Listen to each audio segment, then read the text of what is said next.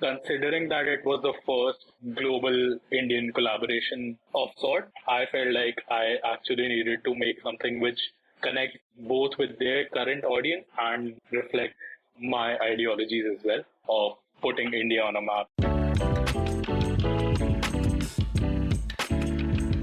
We're the Majority Group, and this is Style as Identity, where we profile the designers and founders whose mere existence shifts our understanding of the style status quo.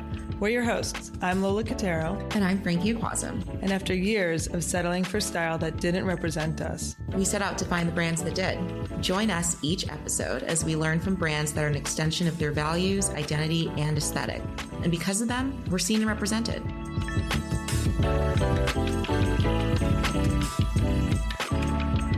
The India Brand Equity Foundation reports that India is one of the world's largest fabric producers, exporting textile and apparel products all over the globe, with the U.S. as the top export location from 2019 to 2020. And we couldn't help noticing that India's manufacturing influence doesn't match its cultural influence here in the U.S. Today, we're chatting with Prakhar Chauhan, founder of Prxkhxr, a brand based in India that is flipping the narrative and putting Indian culture and design leadership on the global stage. All right, let's meet this Prince of Prince, Prakhar. Hear about his collab with LA-based streetwear brand The Hundreds, and see his funky and energetic illustrations on high-key but casual silhouettes. Get these visuals. Text us, Prakhar, that's Prxkhxr, to us at the number 833-495-4773 to see these prints close up. Let's do this. Hi, Prakhar. Hi, Prakhar. Hey, hi guys. Great to have you. Yeah, we're so excited to talk to you today and to get to see your amazing print live. Your outfit today. Something that Lola and I have noticed is that Prakhar plays across different categories like streetwear, lifestyle, you name it, and you can even tell us even more yourself. And so given that, we wanted to understand who the Prakhar community is and how you want them to feel when they're engaging with your brand, interacting with you, but also like wearing what you produce and create. What I target as my ideal customer, I want to make them feel really nice and really comfortable in all of the clothes I make. So that's something I place a lot of importance on. Basically, I want to make clothes which people feel like they can chill in. That's what the whole brand philosophy or idea is based on of, is that these are clothes meant to make you feel just, you're living like a very casual life. I tend to make clothes which basically help in getting to that stage where they feel comfortable enough in the clothes that they can be themselves and not feel that they have to act a certain way or things like that. The idea of comfort is interesting because when I look at your clothes, it looks like comfort manifests both from the fit, but then also the aesthetic and the print. So when you say comfort, you're not just talking about like a nice athleisure outfit or nice like sweatsuit, because that's really comfortable. It's different than that. Yeah. It's different in the way that the fabrics I use. So I tend to use only hand-spun and hand-woven cotton, silk, and fabrics like that, and they blend. So these are fabrics which are really light against your skin, so they feel really nice. I think sometimes what I make, the clothes, they tend to lean more toward maybe like a resort. I mean, I'd love to wear something that I always feel like I'm on a resort and chilling and hanging out. That sounds great. And so why was it important for you to make this a gender fluid or a unisex brand? I always feel like clothes don't have to have any certain tags or boxes to fit in, because I personally have bought some pieces from the women's section and I've really liked some stuff from the kids section as well as some brands, but then I can't fit into that. But yeah, I feel like clothes should not be boxed into certain categories unless they're really specific. But yeah, I feel like what I make, anybody can wear the clothes. I don't want to limit my identity as such to I only do menswear, I only do women's wear. I feel like anybody can wear them if they feel like it. What I like about that is You're letting people decide for themselves, and it changes both the shopping and the dressing experience, because instead of saying like, oh, I'm going to go into my assigned box and then see what I can find there, you're starting like with yourself and like what speaks to you, period. And then going from there. I know me personally, like, I think there's a lot of benefit to that, because you're right. Definitely have found some great things in the kids section.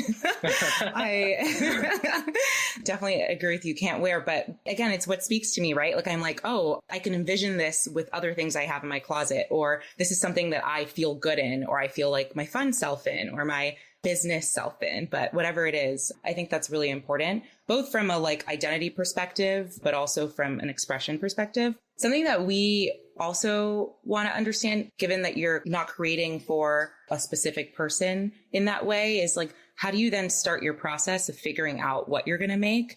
What do you think about? So that's why right now what my creative process is that's why I start with print, because that way I don't have to think of a certain silhouette in mind, because I don't make specific categories in terms of menswear, women's wear, stuff like that. So that's why my creative process is like that. I start with an idea of what I want to make the artwork or the print based on, because it's a print based brand at the end of the day. I come up with an idea, and then I start looking for references and stuff from where I can pull from different elements and maybe come up with a completely different visual look for the idea. And then I start drawing the individual motifs and then pulling them all together on Photoshop, making them into a print and then coloring them, filling them up, and then putting them back again in a repeat. So yeah, and then once the print is ready, then I decide, okay, now this is the size I want to print it at. And then depending on that size of the motif or the print, then I decide that this will look good on a shirt maybe, or this will fit well on a shorts or a pair of pants or even bucket hat. Especially bucket hats. Especially the bucket hats. What I like about that is you start with the print and then you ask yourself what canvas is best suited to give this print what it deserves, this showcase. And you mentioned a little bit about the elements that you want to use to create these prints. So where do you get your influence from? Where do you draw inspiration from? I always feel like I've been drawn toward animals since back when I was a kid. I feel like everybody is drawn to different animals in a way or another. I feel like they are a good connecting point for everybody. And then from my love for animals stemmed my love for florals or stuff like that. So because the brand identity is based in such a way that it's mostly natural fabrics and stuff, I tend to use only influences found within nature and nothing which is too man-made or stuff like that. So it's all organic usually, and you will rarely find very straight lines or boxed up geometric patterns. So yeah, nature is where I find a lot of my influence from. All right. So what animal are you most vibing with right now? I've always been drawn towards Bengal tiger. So I tend to use that a lot, but then I want to make more stuff based on that. But then I feel like if I overdo the tigers, people will get bored of it too easily. So I'm spacing the prints out a little.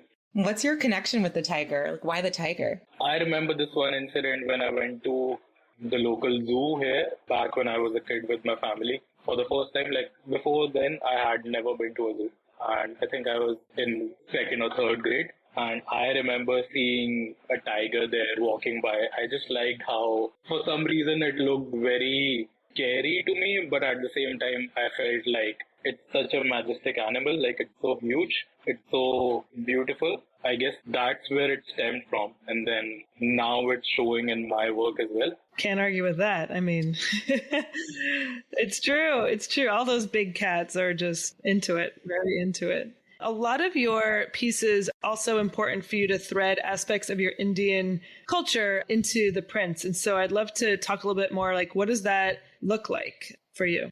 So I think that with the customer or the client base I have, or the people who follow me or interact with my work, I feel like I have a lot of audience outside of India also. And I feel like it's important as a designer to reflect that in my work, that unique identity. So, for example, this collection I did a while back, that was based on this Indian author slash film director slash poet Satyajit Ray. He's considered an icon here. And that's what I feel like his work speaks to a lot of us Indians here in a way that Indian and yet it's contemporary. It sits right in the middle. So I feel like that's something which I want to reflect in my work as well. And then I developed this whole collection where I did prints inspired from that and some visual references from stuff like back when India was a colony under the British Empire and stuff like that. So that's where I take some inspiration from as well. Yeah, that's really cool because, I mean, you mentioned how important it is to stay rooted and reference source from Indian culture, especially Indian art, and doing so knowing how much of a global footprint you have. And so I like that you're kind of storytelling and almost like this could be a way that they learn more about Indian culture in the way that they're wearing something, they understand the meaning of it now. It's a literal connection to it that goes a step further than just like reading about it, watching it. So I think that's very cool. Real quick, everyone. The person we're talking about here, Satyajit Ray, widely considered one of the greatest filmmakers of all time, most commonly known for his film Prakhar Chauhan. He was also a screenwriter, author, illustrator, calligrapher, you name it. Highly recommend you check him out. He's an artist in many forms. He was an artist in many forms. And something that Lola and I couldn't help but notice when we were looking at your Instagram, deciding how many of the things we could possibly purchase from your website without like going overboard. And so you draw from art. Lola talked about canvas earlier, which I loved, of like you have your print and then you figure out the best canvas. So there's a lot of like art-based language and inspiration happening here, but you're also making clothes. And so something we wanted to think about is like, on the one hand, you create these unique prints that feel like a work of art, but you also talk at the beginning about comfort. We've also heard you talk about creating clothing that's functional and like for daily use, not just like if you have a special event. So it's like, how do you see your creations, like clothes, art, both, and why? I see my creations more like this whole body of work which I've created. I consider it more to be an art project for me because back when I was in school, I wanted to be an artist because my mom's an art teacher. I always wanted to be an artist as well, but then I quickly realized it's very hard to make a living as an artist. And I wanted to support myself and like very quickly, my art professor in school, he recommended to me that art and design, they have a similar thought process. Like if you can think of one thing, you can think of another, and then you can adapt yourself to different medium. So he recommended that I maybe consider going to a design school. And then I started reading up on it. And then I actually felt like I can do this. I can use my creation or my art skills to make prints, and then through that I can make clothes. So the clothing part came much later when I enrolled in design school. Before then, I wasn't planning on being a designer. But then all of it came so organically that I felt like it was a good fit. And then that's what I've been doing ever since. So it's more like an art project for me. It's an art project that you have creative control over the prints, but you need to involve a lot of people to help bring this art to life. And so I'd love to chat a little bit deeper about what your manufacturing and printing process is like and who you involve and who helps you bring it to life with the world. So starting with print, most of the stuff I've done so far has been developed by me. I have hired a couple of people here and there in the middle, but most of the stuff you see is hand-drawn by me from scratch. And then I develop the prints myself. I color them up myself. The materials I use, so I tend to use hand-spun and hand-woven fabrics, like I said earlier, because I feel like they provide a certain sense of luxury and comfort at the same time. Because I feel like if you find out that something has been made from scratch, I feel like it adds a much more sentimental value to it. So I buy most of my fabrics from this organization by the government of India called Khadi India. And then I get that fabric printed on the outskirts of Delhi. That's where all of the printing happens. And then I get the printed fabric back to me here where I stay. And then I work with these bunch of tailors whom I outsource all the production to. So it's a very long process, but always worth it. This organization, Khadi, what made you decide to select them as your partners? So, like I said, I studied in a design school. So I was in the textile design department. The design school I went to, that government-sponsored school. So they place a lot of importance on uplifting all the smaller communities spread throughout India, because India has a lot of smaller craft villages. We call them craft clusters here. So all these craft clusters, we are taught a lot about those during our course in design school. So I felt like a lot of my affection for all the materials and all the colors, that comes from me being taught about all this a lot back during my university days. So I felt like I knew enough about them to feel comfortable with the materials, because I've noticed I'm a little hesitant to work with new materials or stuff like that. So I felt like I knew enough about them that I can just dive right into it. And I took that as my choice of fabrics or organization to work with, basically. That's really cool. Just from listening to you talk, Prakhar, you can see that, like you said, it's a long process. It's a slow process. It's in a lot of ways like hand manually done. So it's very personal. You talked about how, and I agree, there is sentimental value in wearing something that you not only, like you said earlier, there's a story to it. And then there's also like, there was someone who made it and spent their time making it. And so I think that that paints a pretty good picture of how much intention you put into creating locally. But you don't just create locally, like you create for locals as well. Like, and something that we know is that India is one of the largest producers of fabric, like cotton, jute, silk, and producing it on a global scale, like for the rest of the world, both textiles and apparel. And so a lot of the cloth and fabric is exported to places like the US and other parts of the world. And we've also heard you talk about US-based brands, like being influencers in some sense, both US culture and US-based brands being influencers. And so something that we would love to hear about is your collaborations that you've done with brands outside of India, like the Hundreds. And you talked a little bit earlier about how important it is to continue to go back and reference Indian culture, even when you're creating for people outside of India. And so how do you maintain that approach, like something that honors your culture and experience while creating pieces that engage a broader audience? Like, how do you stay firm in that? So how the collaboration came to be firstly was back during the first lockdown here in India. I was too bored just sitting on my bed scrolling through Instagram, and then I see a photographer I follow. He had shared that this was a nice book or whatever, and then he had shared the book Bobby wrote. This is not a t-shirt, is the title of the book. Bobby from the Hundreds. Yeah. And then I decided to read it because I was too bored clearly. So I thought might as well read something that spent time on Instagram. And I read the whole book and I was so inspired by it that I thought I'll just send a quick message to Bobby on Instagram. Shoot your shot. Yeah. And then I didn't expect an text back, but then he actually did. And then that's how our conversation started around my work. I asked him for some feedback basically. Like how can I maybe make changes to my stuff to maybe appeal to a wider audience? And that's how our whole conversation started. And then we actually decided to work together. And for that, they gave me complete freedom in terms of I could do whatever I wanted. And considering that it was the first global Indian collaboration of sort, I felt like I actually needed to make something which connects both with their current audience and reflect my ideologies as well of putting India on a map and then taking inspiration from Indian stuff. So the main print I did for that collaboration, my idea was that I'll basically show something which their brand already uses. So that's where the white tiger comes from. Plus I was fond of tigers anyway. And they told me that it's a recurring motif of theirs. So I thought I'll use that. And then I put peacocks there because peacock considered the national bird of India.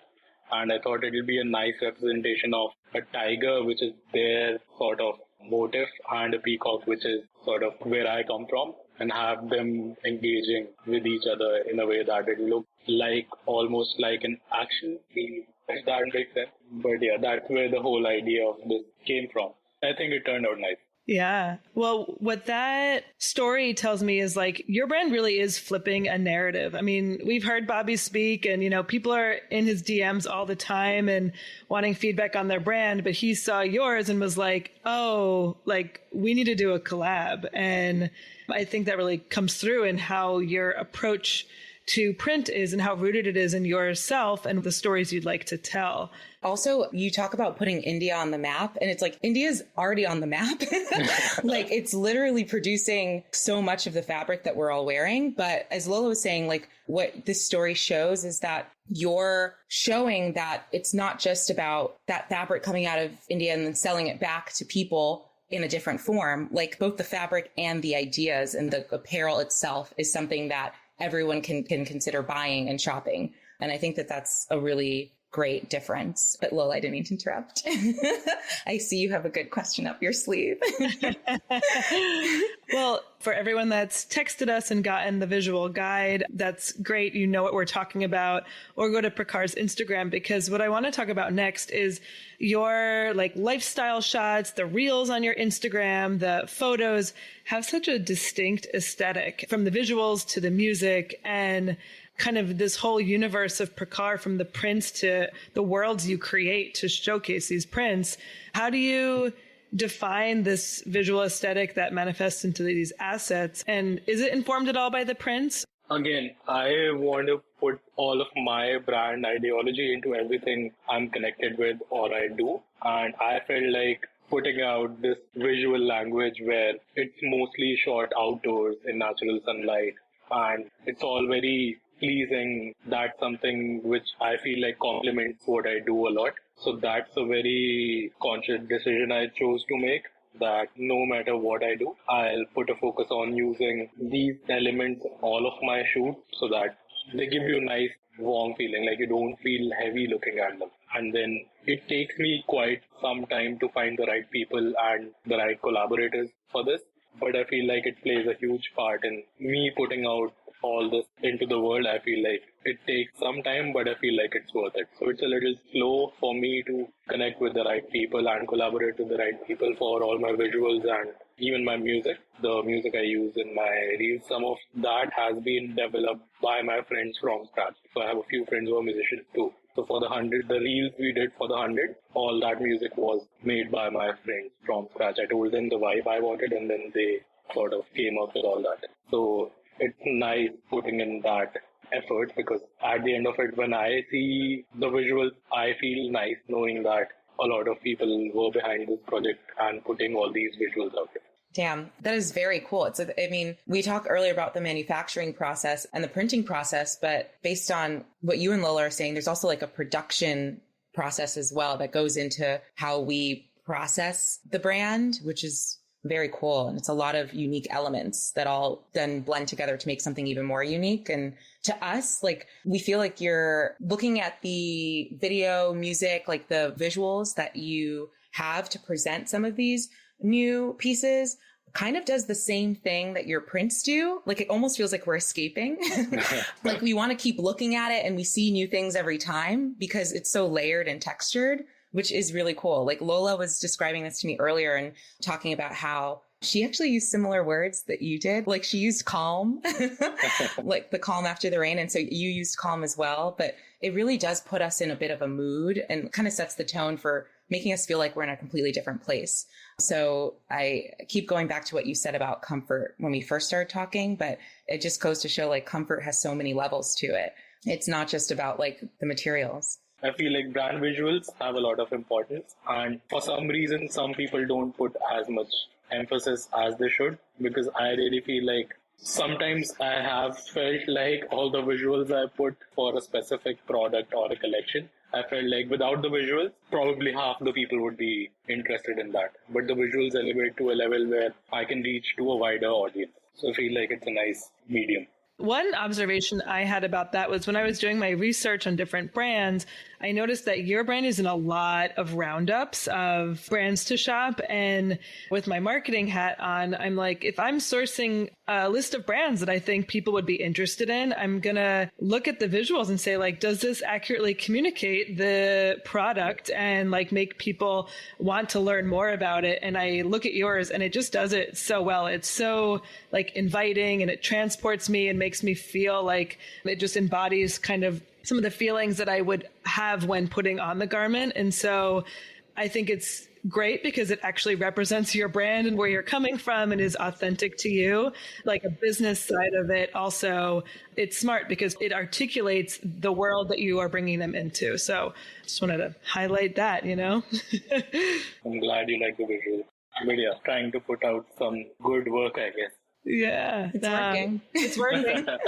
As we wrap things up, we noticed on your website you have this very fun things we love, things we hate list. And you and Frankie bonded over your mutual affection for Kid Cudi humming. Yeah. Yeah, so the idea for that came from a friend of mine. This happened like a couple of months back. I was on a vacation with a couple of my friends in Goa. I was there for 2 weeks and just chilling on the beach and sleeping outside in the sun and stuff like that. And then we were just talking, and then he told me, I was telling him basically that I feel like I don't put out enough of myself out there because I feel a certain level of awkwardness. And he told me that there's this thing you can do where you can be like, these are the things I like, these are the things I hate, and then that can be a good enough list that people get to know you without you actually having to talk about yourself. So I felt like that was a very neat trick. And then immediately I sat down on my computer and then made the list of all the things I've liked, all the things I hate. And that's still evolving. So if there's anything which I don't hate anymore or which I don't like anymore, I remove it or replace it with something else. I'm going to steal that tactic, by the way. But I noticed that on the list, hype culture is under the section of things we hate. Is that still the case? And why does it belong there? So it has happened with me quite sometimes that I would really...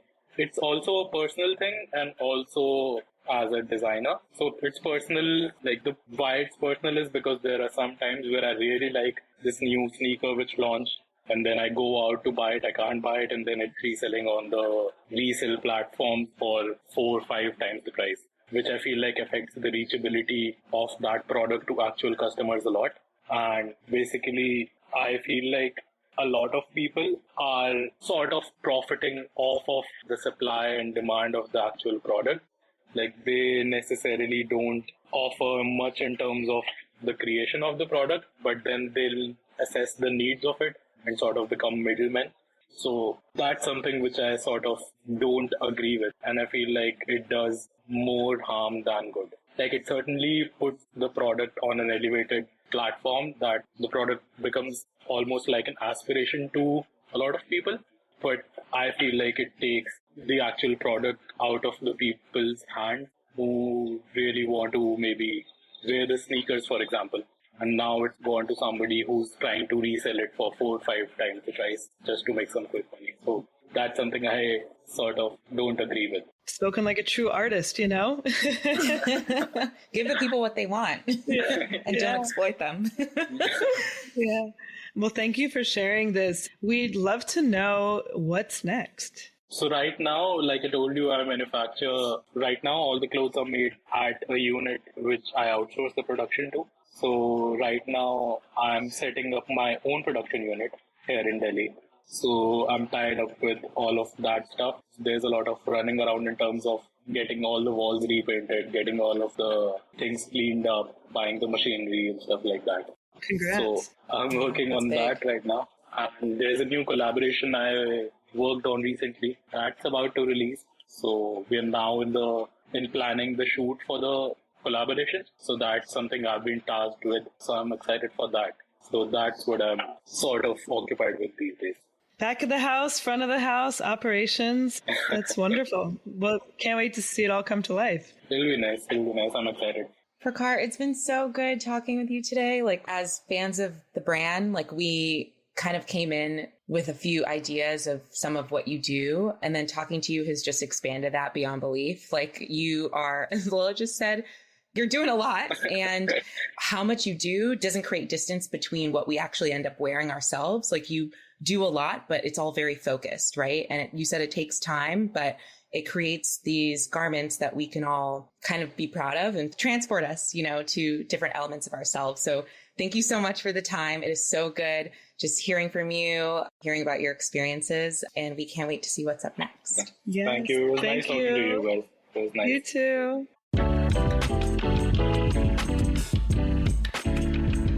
All right, that's a wrap on our theme of heritage. Join us next time as Frankie and I marinate on the last 4 conversations and ask ourselves, how have our perspectives changed? And what do we want to spend more time on? See you there.